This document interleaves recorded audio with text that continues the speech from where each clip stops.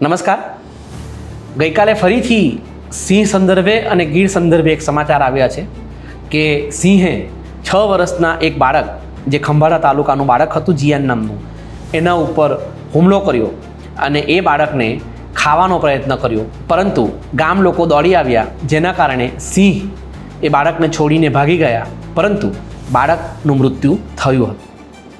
આ ઉપરાંત પાછલા 15 દિવસોમાં આવા કુલ 3 સમાચારો આપણી સામે આવ્યા છે, જેમાં રાજુલામાં ઉત્તરાખંડના યુવકને સિંહણે ફાડી ખાધો હતો અને મહુવાના ગઢડામાં નાગજીભાઈ નામના એક ખેડૂત ઉપર સિંહે હુમલો કર્યો હતો અને એમને ફાડી ખાધા હતા. પાછલા 15 દિવસોમાં સિંહોના હુમલાની કે સિંહો દ્વારા માનવ ભક્ષણની જે આ કોઈ માહિતી આપણી સામે આવી છે, એને લઈને હવે સોશિયલ મીડિયા ઉપર કે ઇવન મીડિયાઓમાં અનેક ચર્ચાઓ થઈ રહી છે કે શું હવે સિંહો માનવભક્ષી થયા છે. કેટલાક લોકો એવો પણ તર્ક આપી રહ્યા છે કે ના, સિંહો માનવભક્ષી નથી થયા, પણ માનવોએ સિંહોના વિસ્તારમાં અતિક્રમણ કર્યું છે, જેને કારણે સિંહો આટલા બધા આક્રમક થયા છે. કેટલાક તર્કો એવા પણ આવી રહ્યા છે કે ના, સિંહની હવે પેટર્ન બદલાઈ છે અને સિંહોની જે સાયકોલોજી છે એ બદલાયેલી સાયકોલોજીને કારણે પણ સિંહો અને માનવો વચ્ચેનું ઘર્ષણ વધ્યું છે. જો કે આ મુદ્દો અત્યંત સંવેદનશીલ છે અને સિંહના કે ગીરના કે પછી જંગલના જે જાણકારો છે એમના કહ્યા મુજબ આ મુદ્દાને માત્ર એક જ ડાયમેન્શનથી વિચારવું કે આ મુદ્દા ઉપર માત્ર એક જ ડાયમેન્શનથી ચર્ચા કરવી એ અત્યંત ભૂલ ભરેલું છે. એ વાત સાચી છે કે માનવોએ સિંહોના વિસ્તારમાં અતિક્રમણ કર્યું છે. એ વાત પણ સાચી છે કે પાછલા વર્ષોમાં ગીરમાં માનવીય ગતિવિધિઓ, રિસોર્ટ સેન્ટ્રિક ગતિવિધિઓ, ઇકોનોમિક ગતિવિધિઓ ખૂબ વધી છે. એ વાત પણ સાચી છે કે પાછલા વર્ષોમાં આડેધડ રીતે સરકારી નિયમોનું હનન કરીને અનેક લોકો સિંહોને જોવા માટે અડધી રાત્રે, વહેલી મળસ કે ગમે ત્યારે ત્યાં પહોંચી રહ્યા છે. પરંતુ આની સાથોસાથ એ વાત પણ એટલી જ સાચી છે કે ભલે માનવોએ સિંહોના વિસ્તારમાં તો અતિક્રમણ કર્યું જ છે, પરંતુ સિંહો પણ પાછલા કેટલાક વર્ષોમાં પોતાનો વિસ્તાર છોડીને ઘણા બધા આગળ વધ્યા છે. પાછલા વર્ષોના આંકડા ઉપર આપણે નજર કરીએ તો પહેલાંના અઢી દાયકા સુધી સ્થિતિ એવી હતી કે સિંહો માત્ર ગીર કે અમરેલી કે જૂનાગઢ જેટલા વિસ્તાર પૂરતા જ સીમિત હતા, પરંતુ પાછલા કેટલાક વર્ષોમાં આ સિંહો ભાવનગર અને બોટાદ તરફ, જેમાં પાલીતાણાનો તો તાજો કિસ્સો છે કે પાલીતાણામાં સિંહ એક પ્રવાસીનું પર્સ લઈને ભાગી ગયો હતો, ત્યાં સુધી પહોંચ્યા છે. ગીર સોમનાથ અને પોરબંદર, જ્યાં બરડા સુધી સિંહો પહોંચ્યા છે, અત્યંત કુદરતી રીતે પહોંચ્યા છે. રાજકોટના જસદણ, વિછિયા અને ગોંડલના ગ્રામ્ય વિસ્તારોમાં પણ સિંહો પહોંચ્યા છે. તો બીજી તરફ જામનગરની સરહદો સુધી પણ સિંહો પહોંચ્યા છે. સુરેન્દ્રનગરમાં પણ ચોટીલા અને સુરેન્દ્રનગરના કેટલાક સરહદી વિસ્તારોમાં સિંહો પહોંચ્યા કે સિંહોની ગતિવિધિ દેખાઈના સમાચાર આપણી વચ્ચે છે. 2015નો આપણે આંકડો જોઈએ તો 2015 સુધી સિંહોનો જે કુલ વિસ્તાર હતો એ 22,000 ચોરસ કિલોમીટરનો હતો, પરંતુ 2020માં આ વિસ્તાર વધીને 30,000 ચોરસ કિલોમીટરનો થયો. એટલે કે પાછલા 5 વર્ષોની અંદર સિંહોનો વિસ્તાર 54% જેટલો વધ્યો છે અને હજુ આ વિસ્તાર વધી શકે એવી વકી પણ કેટલાક જાણકારો કરી રહ્યા છે. Wild life institute of India અને ગુજરાત વન વિભાગના લાયન પ્રોજેક્ટનો જે મેપિંગ છે અને એનું જે કોરિડોર સ્ટડીઝ છે, એના દ્વારા એવું કહેવાઈ રહ્યું છે કે આગામી સમયમાં જો સિંહો આ જ રીતે ફરતા ફૂલતા રહ્યા તો અમદાવાદ જિલ્લામાં જ્યાં ધંધુકા અને ભાલ વિસ્તાર છે ત્યાં પણ સિંહો દેખા દેશે અને ત્યાંથી પણ આગળ વધીને આણંદ અને ખંભાતના વિસ્તારો સુધી આપણને સિંહોના દેખા થઈ શકે છે.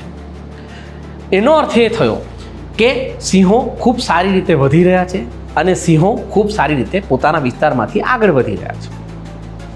તાજા આંકડા આપણે જોઈએ તો છેલ્લી ગણતરી મુજબ, જે જાહેર થયેલી ગણતરી છે એ મુજબ સિંહોની સંખ્યા 700ની આસપાસ છે અને જે તાજી ગણતરી થઈ છે, જેની જાહેરાત થશે તો સિંહોની સંખ્યા 800 સુધી પહોંચી શકે છે. આ અત્યંત ગર્વની બાબત છે અને ગુજરાત સરકાર હંમેશા આ બાબતને લઈને અત્યંત ગૌરવ પણ અનુભવતી રહી છે. અને આને જ કારણે કેટલી વખત એવું બન્યું છે કે અન્ય રાજ્યોમાંથી સિંહને માગવામાં આવ્યા છે, પરંતુ ભારતભરમાં કે એશિયા આખામાં ગુજરાત પાસે જ સિંહ છે એવું ગૌરવ લેવાને કારણે કે એવી હઠને કારણે ગુજરાત સરકાર દ્વારા આજ સુધી બીજા રાજ્યોને સિંહ આપવામાં આવ્યા નથી. અલબત્ત મેં અગાઉ કહ્યું એમ આ મુદ્દો મલ્ટી ડાયમેન્શનલ સમસ્યા ધરાવે છે, એટલે એને આપણે અંડરલાઇન કરીને એમ ન કહી શકીએ કે ગુજરાત સરકારની આ જીદને કારણે કે ગુજરાત સરકારની આ હટને કારણે સિંહોની સંખ્યા અને એમનો વિસ્તાર દિવસે ને દિવસે વધી રહ્યા છે અને જેને કારણે સિંહો અને માનવો વચ્ચે અથડામણ થઈ રહી છે. આપણે સિંહોના વિસ્તાર સંદર્ભે એક બીજી મહત્વની વાત કરવી છે.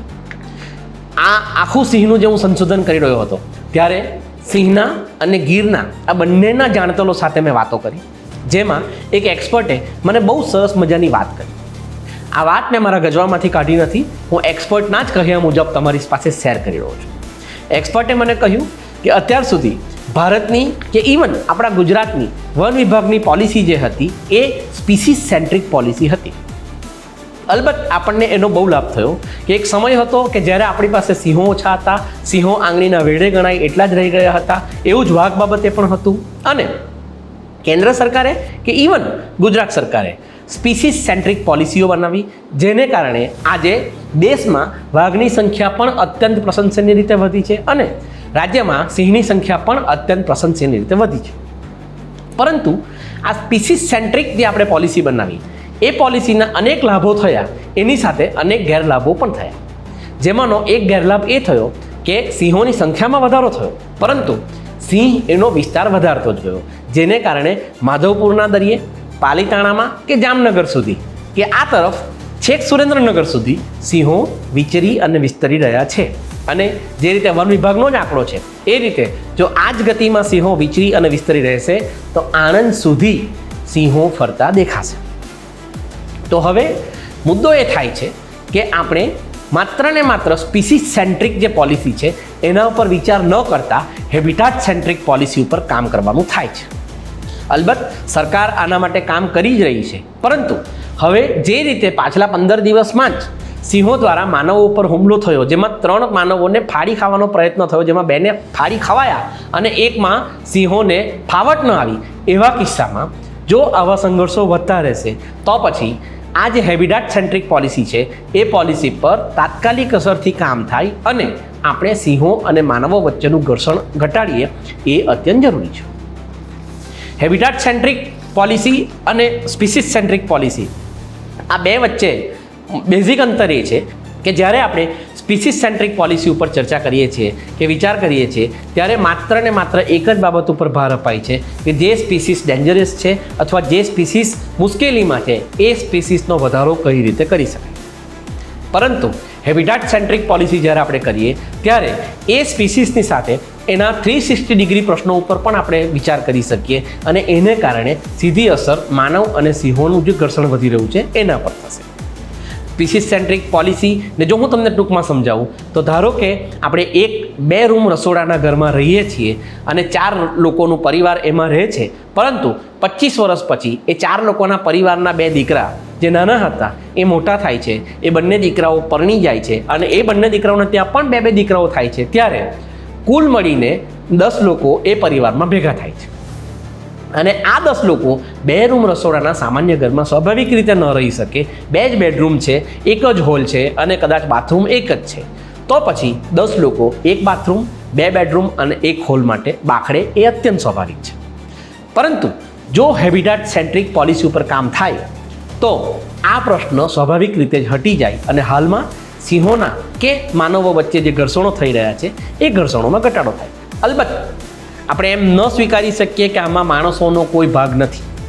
માણસોએ પાછલા 1 દાયકા 1.5 દાયકામાં સિંહોને અનેક રીતે રંજાડ્યા છે, એમને હેરાન કર્યા છે કે એમના કુદરતી આવાસમાં માણસો દ્વારા અતિક્રમણ થયું છે. એના અનેક દેખીતા ચોખ્ખા દાખલા આપણી પાસે છે અને એમાં અનેક કિસ્સામાં એવું પણ બન્યું છે કે સરકારે કેટલાક માણસો પર 4 હાથ રાખ્યા છે, જેને કારણે ત્યાં ખનન પણ થઈ રહ્યું છે અને કેટલાક વગદાર લોકો ત્યાં રિસોર્ટ પણ બનાવી રહ્યા છે અને કેટલાક વગદાર લોકો તો ત્યાં ઘર પણ પોતાનું બનાવી રહ્યા છે.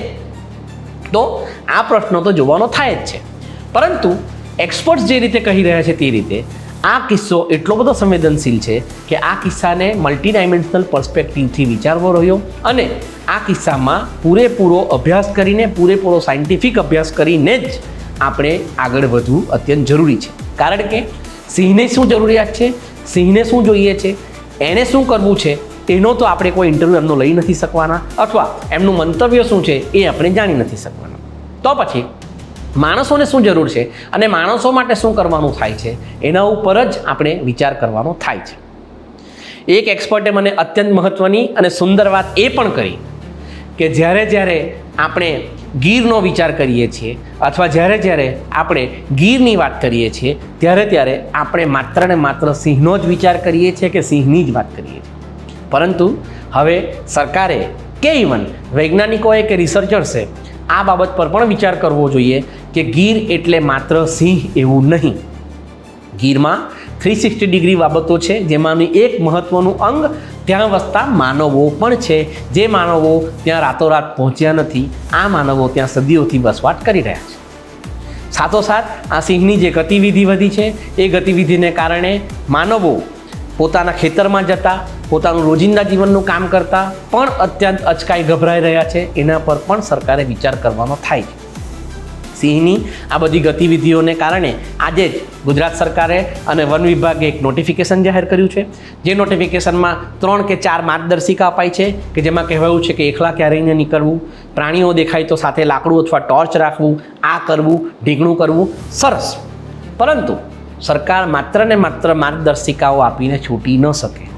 હાલમાં સ્થિતિ અત્યંત સ્ફોટક છે અને ગીરમાં અથવા સિંહનો જ્યાં વસવાટ વધ્યો છે ત્યાં વસતા લોકોના હૃદયમાં ફફડાટ છે.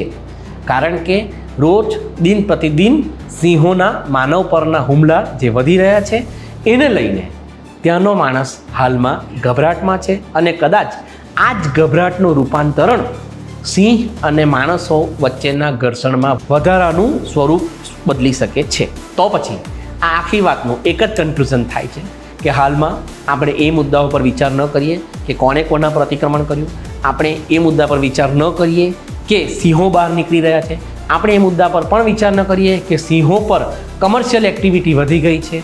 એ બધું જ સાચું છે, પરંતુ આ બધાની સાથોસાથ આપણે એ બાબત પર વિચાર કરીએ કે સિંહ અને ગીર અને હાલના સંજોગમાં તો સિંહ અને સૌરાષ્ટ્ર એ બંને એકબીજાના અભિન્ન અંગો છે અને આ બંને અંગો એકબીજાની સાથે સાંગોપાંગ રહી શકે એના માટે આપણે મલ્ટીડાયમેન્શનલ વિચાર કરવાનો થાય છે અને એવો જ મલ્ટીડાયમેન્શનલ આપણે નિર્ણય પણ કરવાનો થાય છે. નમસ્કાર.